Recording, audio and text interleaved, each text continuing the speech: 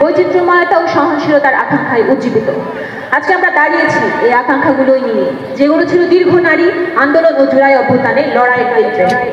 বাংলার ইতিহাসের পরিক্রমায় আমরা দেখে এসেছি ব্রিটিশ বিরোধী আন্দোলন, তেভাগা, টঙ্ক নানকার থেকে শুরু করে 52 ভাষা আন্দোলন, 71 মুক্তিযুদ্ধ, 90-এর গণভ্যুত্থান, ফুলবাড়ি ও কানসাট আন্দোলন, ধর্ষণ বিরোধী আন্দোলন, সুন্দরবন রক্ষার আন্দোলন, নিরাপদ সড়ক আন্দোলন, ভ্যাট বিরোধী আন্দোলনে নারী সহ আমাদের সকলের সাহসী ভূমিকা। কিন্তু আমরা উদ্বেগের সাথে লক্ষ্য করছি যে অভ্যুত্থান পরবর্তী সময়েও নারী সহ প্রান্তিক জনগোষ্ঠীর এই অগ্রযাত্রায় নানান প্রতিবন্ধকতা সৃষ্টি করে চলেছে প্রতিক্রিয়াশীল গোষ্ঠী ও পিতৃতান্ত্রিক সমাজ ব্যবস্থা। নারী সামাজিক জীবনযাত্রার ক্ষেত্রে তারা বাধা তৈরি করছে।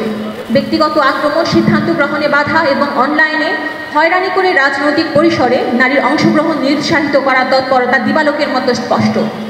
বিভিন্ন স্থানে অতর্কিত হামলা, আন্দোলনে বাধা, পরিকল্পিত মব আক্রমণ, মোরাল পুলিশিং, যৌন নিপীড়ন, ধর্ষণ ও সংঘবদ্ধ ধর্ষণ, প্রকাশ্যে মারধর এবং নানান ধরনের হুমকি প্রদান অব্যাহত রয়েছে।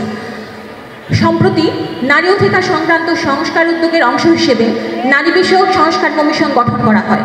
বিভিন্ন খাতে সংস্কারের উদ্দেশ্যে সরকার কর্তৃক গঠিত অন্যান্য কমিশনের মতোই এই কমিশনটি গঠিত হয়েছিল। এই কমিশন শ্রমজীবী নারী, প্রান্তিক জনগোষ্ঠীর নারী ও অর্থনৈতিকভাবে পশ্চাৎপদ নারীর জীবনমান উন্নয়নের লক্ষ্যে 433টি সুপারিশ পেশ করে। অন্যান্য সব কমিশনের মতোই এই কমিশনের সুপারিশও ছিল নানা আলোচনা সমালোচনার উপাদান। কিন্তু আমরা দেখেছি রিপোর্টের প্রকাশের পর থেকেই অধিকাংশ গুরুত্বপূর্ণ ও মৌলিক অধিকার সংক্রান্ত সুপারিশগুলোকে ইচ্ছাকৃতভাবে এড়িয়ে গিয়ে এবং গঠনমূলক আলোচনা সমালোচনার সুযোগ না রেখে নানা ধরনের অপপ্রচার চালানো হচ্ছে। দেশবাসীর সামনে উদ্দেশ্য প্রণোদিতভাবে ভ্রান্ত ধারণা উপস্থাপন করা হচ্ছে। জনসমক্ষে কমিশনের সদস্যদেরকে জঘন্যভাবে অবমাননা করা হচ্ছে। এত কিছুর মধ্যে আমরা দেখলাম জুলাই অসংখ্য নারীর আত্মত্যাগ ও শহীদদের রক্তের উপর দাঁড়িয়ে গঠিত অন্তর্বর্তী সরকার নারীর উপর অব্যাহত নিপীড়ন, অবমাননা ও অপমানের বিরুদ্ধে আশ্চর্য রকম নিশ্চুপ। সরকারের নিজের তৈরি করা নারী বিষয়ক সংস্কার কমিশনের সদস্যদের উপর এ ধরনের ন্যাক্কারজনক আক্রমণের পরেও সরকার কোনো ব্যবস্থা নেয়নি।